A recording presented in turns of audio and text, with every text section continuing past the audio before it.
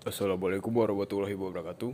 Saya Justira, di sini saya akan menjelaskan bagaimana cara improve komunikasi kita dan termasuk esteem. Karena dasar kita juga esteem kita dulu, baru kita improve komunikasi kita.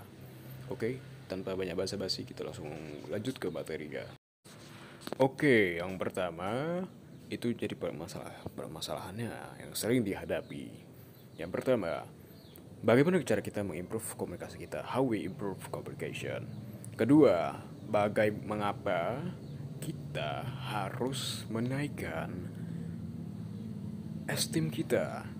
Yang ketiga, apa dasar dan akar dari masalah kita yang membuat kita tidak bisa berkomunikasi secara lugas, secara jelas, dan secara lancar? Keempat, kapan kita menggunakan style komunikasi yang bisa di setiap situasi? Dan yang terakhir, mengapa kamu atau kita insecure dan mempengaruhi esteem kamu dan juga self hatred kamu?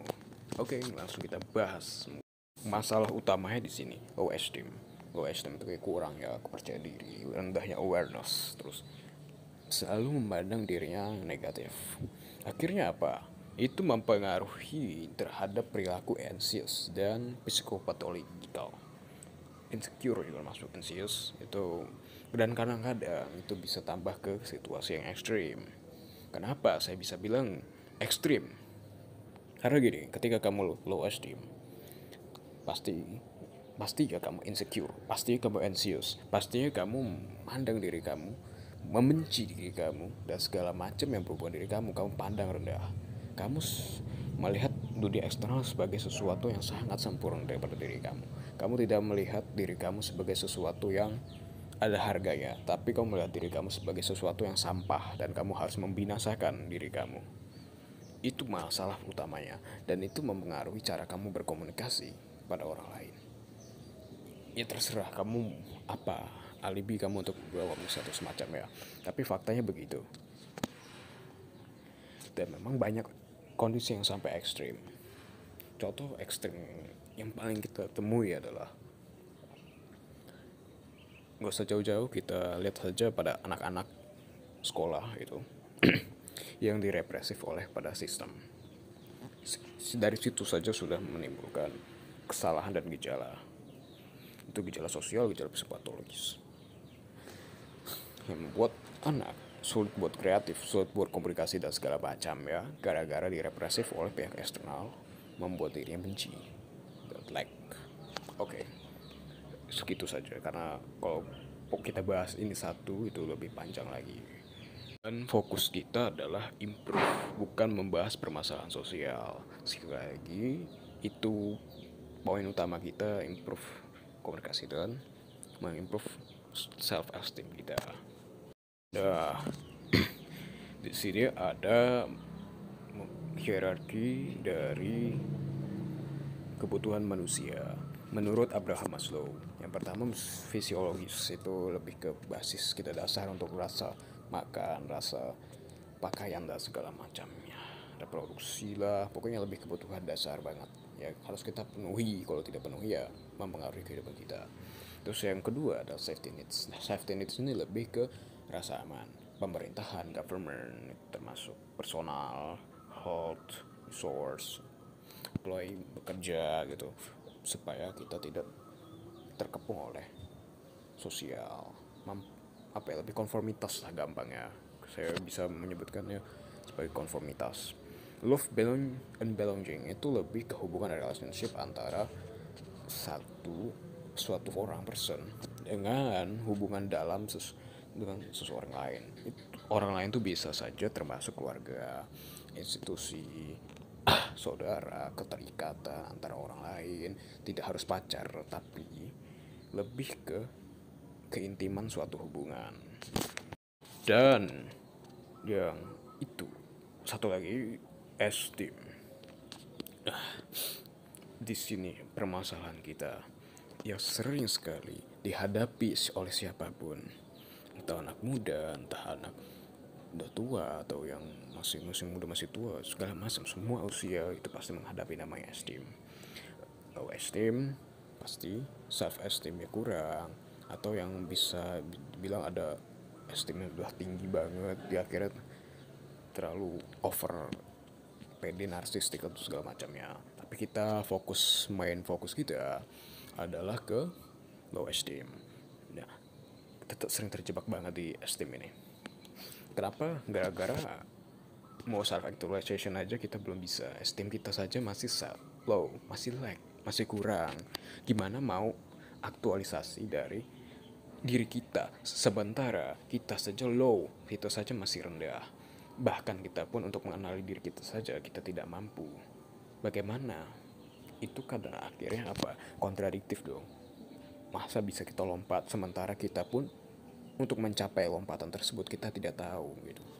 Aneh memang. Dan yang terakhir, pembahasan self actualization itu lebih ke aktualisasi diri, mencapai potensi diri sampai potensi kita, menemukan potensi kita dan kita lakukan untuk itu.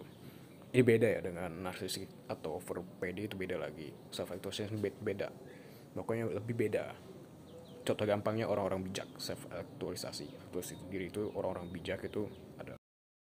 Oke, kita sekarang masuk ke solusi ya. Bagaimana menaikkan esteem kita, diri kita. Pertama, paling gampang ya adalah kita kenali dulu dan kita terima semua apa yang di diri kita, apa yang inherent, tidak bisa dipisahkan dari diri kita. Kekurangan, kelebihan dan segala macam, semua objek, atomik atau apa gen kita memang begitulah semacamnya. Kita harus terima apapun kondisinya, karena kita dilahirkan di dunia ini. Kita tidak bisa kontrol ya.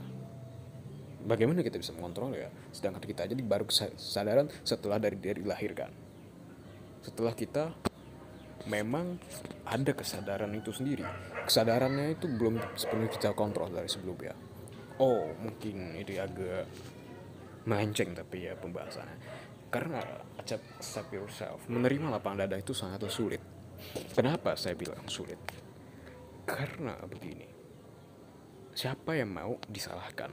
Siapa yang mau itu di judgment oleh pihak luar, oleh pihak dalam juga? Siapa yang mau kelihatan salah, sepenuhnya salah? Tidak ada. Karena bagaimanapun kita pun saja ingin dipandang indah. Itu loh.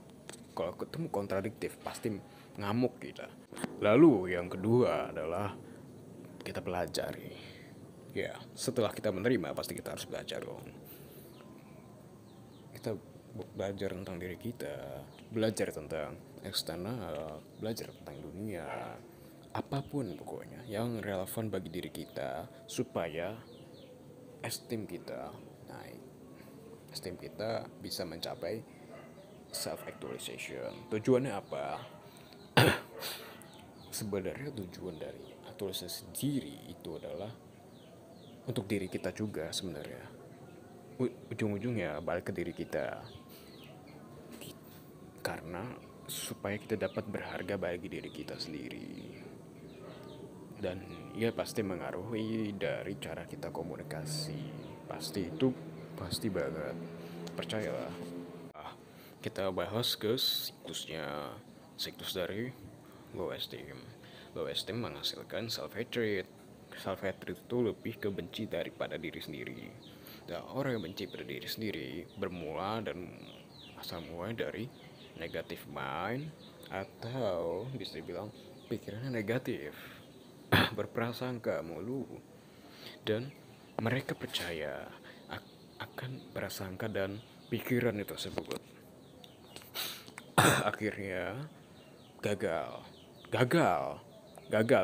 dalam artian kalau misalnya nyata tapi dia bentuknya negatif, gagal pada dirinya.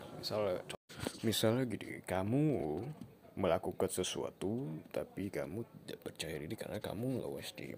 Kamu memandang sesuatu itu kamu tidak bisa dan kompatibel, dan kamu percaya bahwa kamu tidak kompatibel, padahal nyatanya kamu bisa.